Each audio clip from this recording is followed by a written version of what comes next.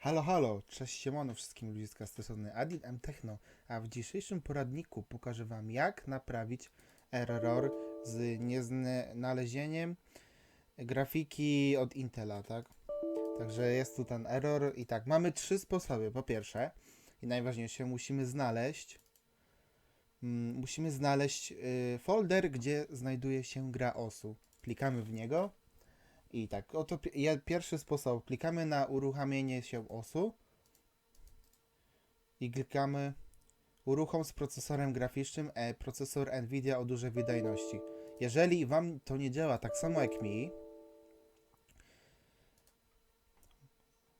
pokażę wam drugi sposób. Otóż drugi sposób, musimy znaleźć znowu ten folder z gram OSU i wejść tu w taki główny jakby notatnik OSU. Ja tu akurat mam nazwane OSU Adria.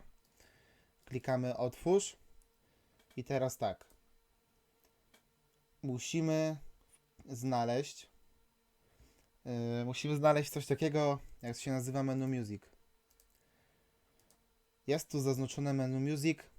Klikamy o jedno wyżej i zmieniamy full screen na wartość 0. Zapisujemy plik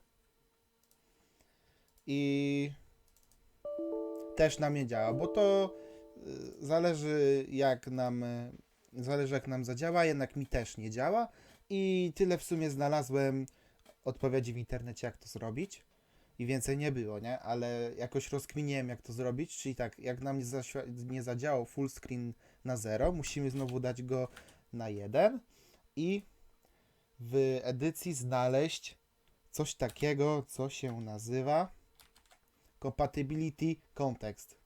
Musimy to znaleźć i tą wartość Compatibility Context zmienić na wartość 0. Zapisać plik. Zapisać plik i oto tym sposobem odpala nam się gra. Gra nam odpala się z wszystkimi save'ami, jakie mieliśmy. Także to był krótki poradnik, jak naprawić problem, którego sam w stanie nie byłem naprawić z poradników na YouTubie. Także to by było wszystko. Żegnam się z wami. Pa, pa i cześć.